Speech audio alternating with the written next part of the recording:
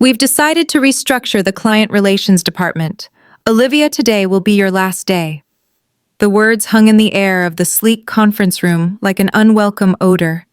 I stared at Marcus Caldwell, the new managing partner who had joined Franklin and Associates just 8 months ago. His expression was practiced, a careful blend of corporate regret and detached professionalism. After 25 years, my voice remained steady, despite the earthquake happening inside me. "Business decisions aren't personal," he replied, sliding a manila folder across the polished table. "HR has prepared a severance package, 2 months' salary, and continuation of benefits through the end of the quarter." Laura Green from HR sat beside him, nodding sympathetically while avoiding eye contact.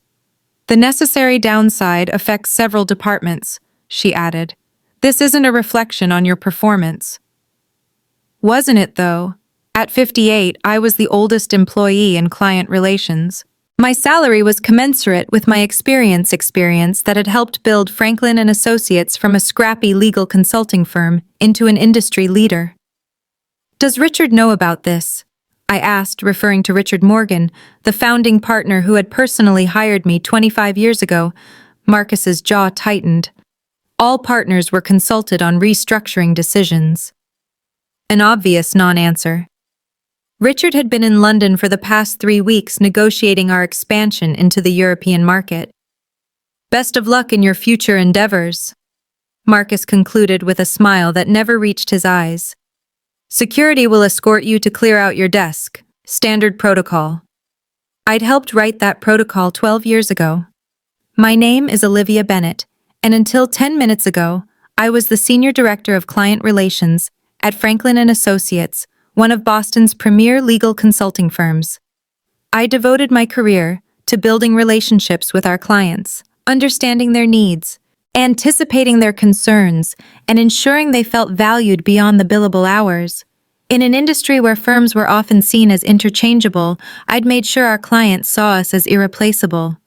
Now I was being discarded like an outdated policy manual with nothing but a manila folder and platitudes to show for a quarter-century of dedication. As the security guard hovered awkwardly by my desk, I methodically packed my personal items: photos with clients at charity galas, thank you notes from the Stanton family after we helped them navigate a complex corporate restructuring, the crystal paperweight Richard had given me on my 20th work anniversary. My phone buzzed.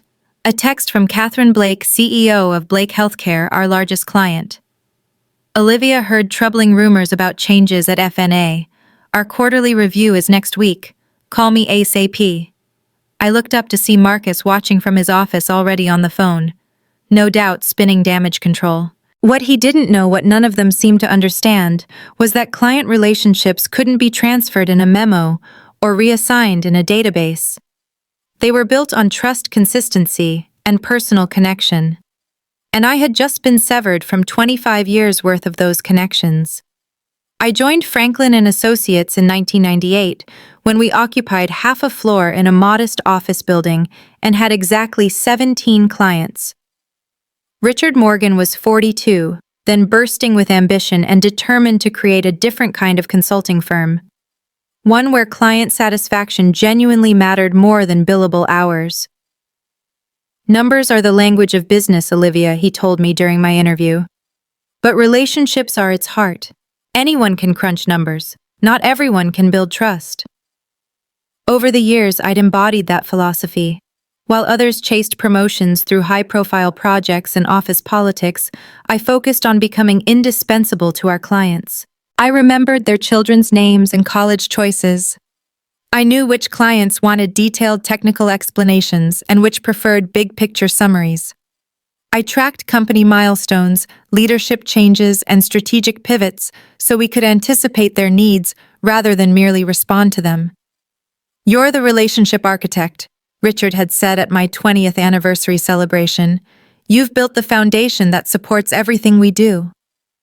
The firm had grown steadily under Richard's leadership. But things began to change 2 years ago when we took on outside investors to fuel expansion. New partners joined the leadership team, bringing Harvard MBAs and strategic visions that increasingly prioritized efficiency metrics over client experience. Marcus Caldwell, with his slick presentations and ruthless focus on the bottom line, had been the most aggressive of these additions. Since his arrival, employee turnover had increased by 40%. The unofficial motto had shifted from Richard's clients first to Marcus's maximum value extraction. I'd voiced concerns during executive meetings, pointing out that our client retention rates were beginning to slip. "We're sacrificing long-term stability for short-term gains," I argued. "The market is changing, Olivia," Marcus had responded dismissively. "We need to adapt or die. Some of our legacy processes are frankly outdated." I'd noticed my gradual exclusion from strategic discussions over the past 6 months. Meeting invitations stopped arriving. Email threads omitted my address. Younger team members were assigned to key client accounts as secondary contacts without my consultation. Still, I'd assumed my institutional knowledge and client relationships would protect me. After all, I managed relationships with clients who represented over 60% of our annual revenue. Catherine Blake alone brought in nearly $4 million yearly and had explicitly stated in her last contract renewal that she wanted me as her primary contact. Recently, though, I'd sensed something more ominous brewing. Last week, I'd overheard Marcus on the phone. "The restructuring gives us an opportunity to trim the legacy fat. Their retirement plans would cost us millions in the long run." I should have seen it coming. But after 25 years, I'd made the mistake of thinking loyalty still counted for something. The humiliation of being escorted from the building like a security threat still burned. 3 days later, I sat in my apartment surrounded by job search websites and unanswered texts from colleagues. My LinkedIn profile had exploded with views nothing like a sudden termination to make you temporarily interesting. My landline rang, a rare occurrence these days. I almost let it go to voicemail until I recognized the number. "Hello. Olivia, it's Richard." His familiar British accent was tighter than usual. "I just landed from London and heard the news. This wasn't authorized by me." A complicated wave of emotions crashed over me. Relief that Richard hadn't approved my termination, anger that it had happened anyway, and a lingering sense of betrayal that he hadn't protected me despite our history.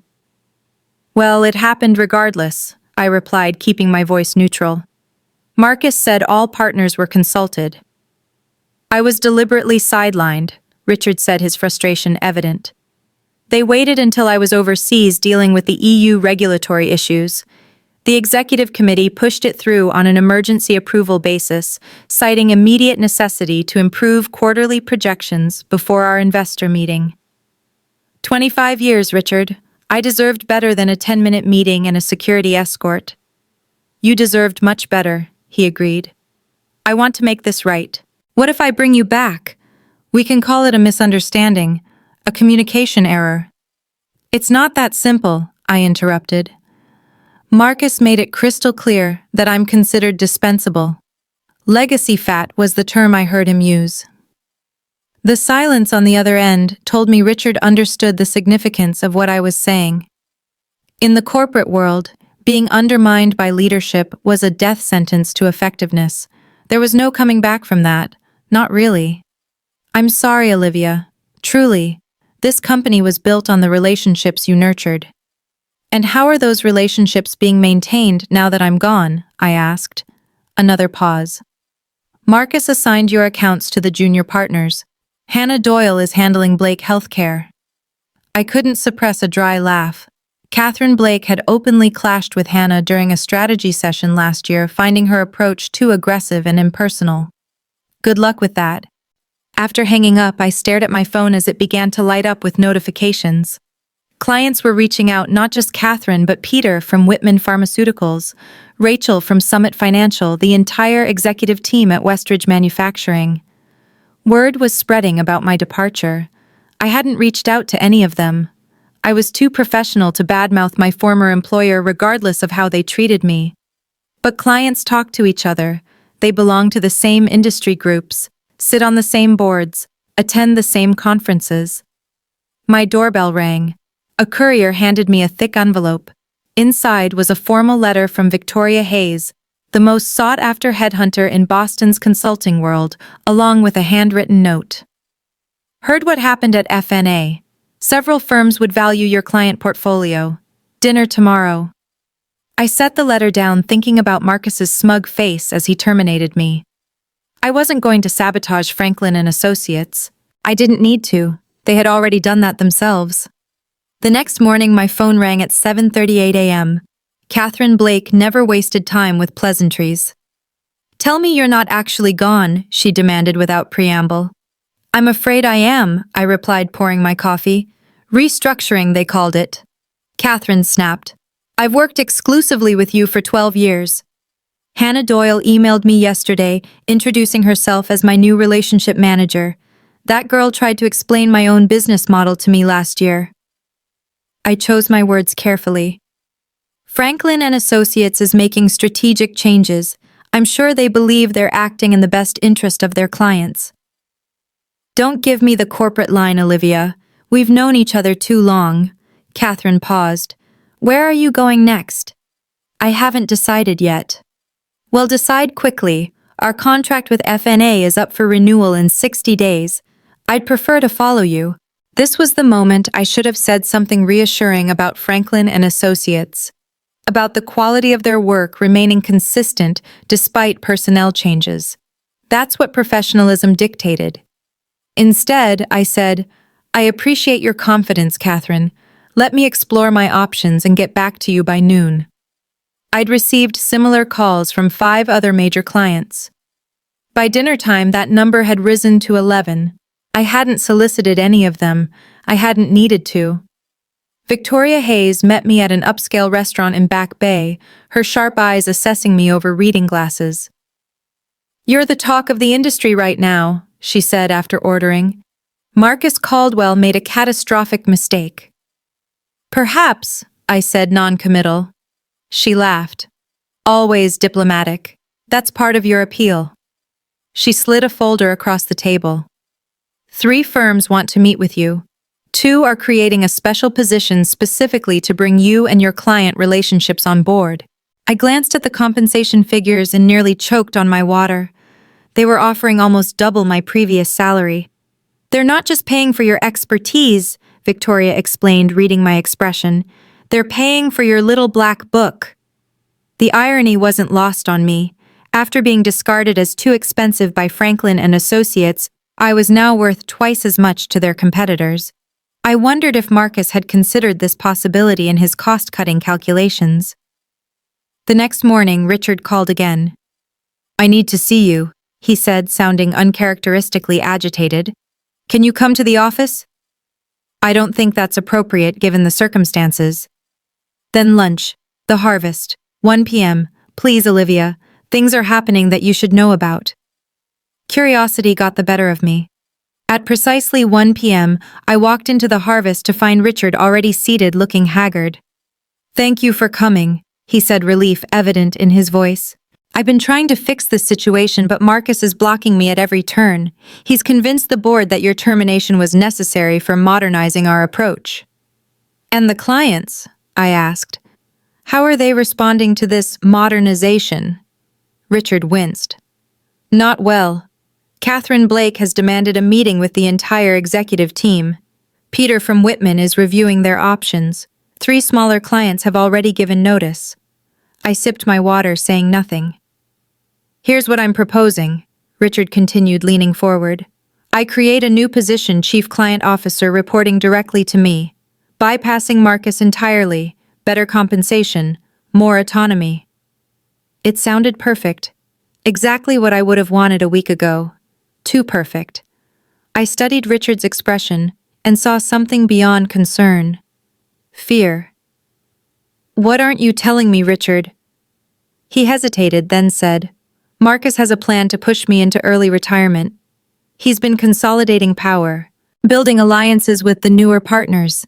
If the client situation deteriorates further, he'll use it as leverage to force me out." So that was it. Richard wasn't trying to save me. He was trying to save himself. I was simply the means to that end. "I'm sorry, Richard. but I already have meetings scheduled with other firms. You understand business decisions aren't personal. The look on his face as I threw Marcus's words back at him almost made the whole ordeal worthwhile. Almost. Over the next week, I met with all 3 firms Victoria had recommended. Each meeting followed a similar pattern: effusive praise for my client relationship skills, thinly veiled questions about which clients might follow me, and increasingly generous compensation offers. I was leaning toward Blackwell Consulting, a mid-sized firm with values reminiscent of the original Franklin and Associates. Their offer included equity partnership, something I'd never been offered at FNA, despite my contributions to the firm's growth. Meanwhile, the situation at Franklin and Associates was deteriorating faster than even I had anticipated. Industry blogs were reporting client unrest and leadership tensions. My former assistant, David Clark, texted me updates. Catherine Blake had indeed met with the executive team and left visibly angry. Peter from Whitman Pharmaceuticals had canceled their quarterly review. Even Westridge Manufacturing, a client known for their institutional loyalty, was rumored to be seeking proposals from competitors. Then came the call that changed everything. Olivia Bennett, I answered while reviewing Blackwell's offer letter. Miss Bennett, this is Jonathan Reed from the Boston Business Journal. I sat up straighter. The BBJ was the Bible of Boston's corporate world. I'm working on a story about the recent leadership changes at Franklin and Associates and their impact on client relationships. Several sources have mentioned your name. Would you be willing to comment? This was dangerous territory. Anything I said could be construed as disparaging. My former employer potentially exposing me to legal action under the non-disparagement clause in my severance agreement. I'm not comfortable commenting on internal matters at Franklin and Associates, I replied carefully. Understandable, Reed said. What about the fact that 7 major clients have already announced they're terminating their relationships with FNA industry insiders, are suggesting this exodus is directly related to your departure? 7 clients I'd only spoken directly with 15, and none had definitively stated they were leaving FNA. I can't speak to clients' business decisions, I said.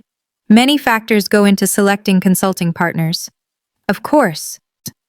I could hear Reed typing. One more question. Any comment on the letter signed by 26 of FNA's top clients demanding Richard Morgan replace Marcus Caldwell as managing partner? I nearly dropped the phone. I have no knowledge of such a letter. After hanging up, I sat in stunned silence.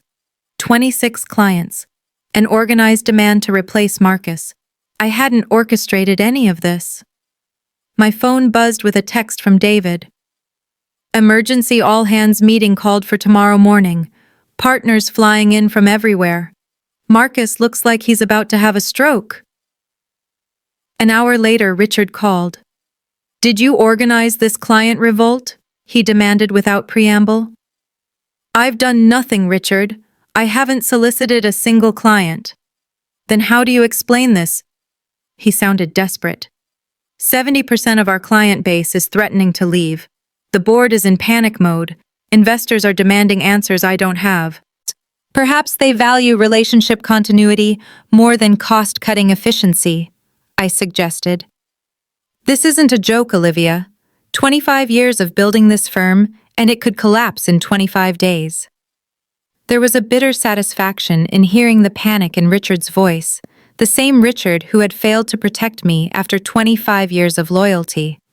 What do you want from me, Richard? Come back, he pleaded. Not as chief client officer, as full equity partner. Help me stabilize the situation. Partner. The position I'd deserved for at least a decade, but had been repeatedly denied. And Marcus. The board is meeting tonight. His future will be decided before tomorrow's all-hands meeting. I thought about the Blackwell offer in front of me. Partnership there would be comfortable, lucrative, and far less complicated than returning to FNA.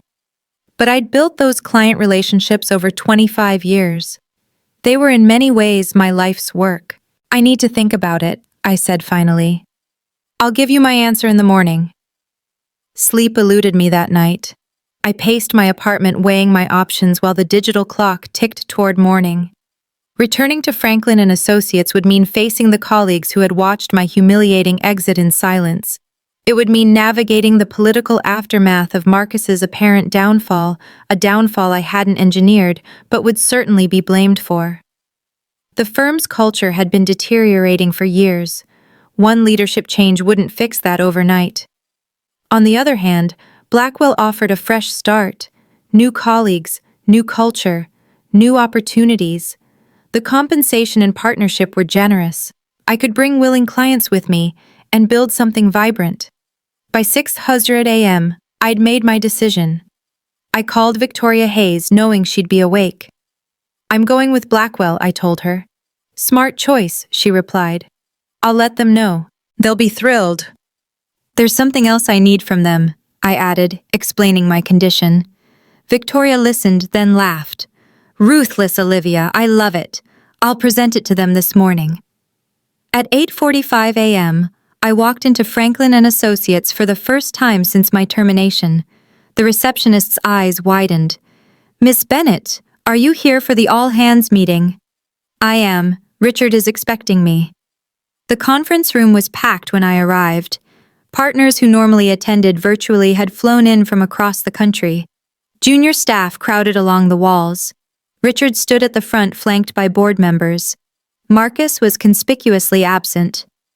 A hush fell over the room as I entered. Richard's relief was visible from across the room. "Thank you all for coming," he began. "As you know, we're facing unprecedented client concerns following recent staffing decisions." His eyes flickered to me. "I'm pleased to announce that Olivia Bennett has agreed to return to Franklin and Associates as a full equity partner, leading our newly formed client relations division." Murmurs spread through the crowd. Richard raised his hand for silence. Additionally, the board has unanimously voted to remove Marcus Caldwell as managing partner effective immediately. His approach was ultimately deemed inconsistent with our firm's values and client commitment. The atmosphere in the room was electric. Shock, relief, and uncertainty mingling almost visibly in the air. "Olivia, would you like to say a few words?" Richard gestured me forward. As I took my place at the front of the room, I saw David Clark give me a subtle thumbs up from the back wall. I surveyed the faces before me, some hopeful, some wary, all attentive. "Thank you, Richard. I appreciate the offer to return as partner," I began. "However, I must clarify something important." A pause. "I'm not coming back to Franklin and Associates." Richard's face froze in confusion. Several board members exchanged alarmed glances. "Instead," I continued calmly, "I'm pleased to announce that I've accepted a partnership position at Blackwell Consulting, which has just completed acquisition negotiations with Horizon Capital to purchase a controlling interest in Franklin and Associates." The room erupted in shocked exclamations. Richard looked as though he'd been struck. "The transition will begin next week," I continued once the noise subsided. "Blackwell has assured me they value the institutional knowledge and client relationships built here. There are no plans for mass layoffs or restructuring, unless of course they're deemed necessary for efficiency." Richard stepped forward. "Olivia, what have you done?" "I haven't done anything, Richard. Blackwell has been seeking to expand their Boston presence for years. Horizon Capital, as majority shareholder in FNA, was happy to consider their offer, especially given recent client instability." I held his gaze. "It's just business after all, nothing personal." As the implications sank in, I saw the dawning realization in Richard's eyes. He had failed to protect me when it mattered. He had allowed loyalty to be sacrificed for short-term gains. Now, facing his own obsolescence, he understood the true cost of those decisions. The meeting dissolved into chaos as I walked out head high. My phone buzzed with a text from Catherine Blake. "Just heard the news. Dinner tonight to discuss Blake Healthcare's future with Blackwell Franklin." I smiled as I stepped into the elevator. I hadn't sought revenge, but justice had found its way to me nonetheless. The Boston Business Journal broke the story the next morning. Consulting shakeup: Blackwell acquires Franklin and Associates. After client exodus. The article detailed how the departure of a key senior executive had triggered an unprecedented client revolt, destabilizing the firm enough to make the acquisition possible. My name appeared only once buried in the 15th paragraph. Olivia Bennett, former Senior Director of Client Relations, has accepted a partnership at Blackwell and will oversee the integration of Franklin and Associates client portfolios. It was a clinical description of what was in reality a seismic power shift. Within 3 weeks, I had gone from terminated employee to the person controlling the fate of the very firm that had discarded me. The integration planning began immediately. I worked from Blackwell's offices reviewing organizational charts and client portfolios from both firms. Each day brought a parade of former Franklin colleagues to my door, some seeking reassurance about their positions, others suddenly remembering how they'd always respected my work or disagreed with Marcus's decision. Richard requested a meeting 1 week after the acquisition announcement. He'd aged a decade in 20 days. "You orchestrated this," he said as he sat across from me. Not a question, but an accusation. "No, Richard.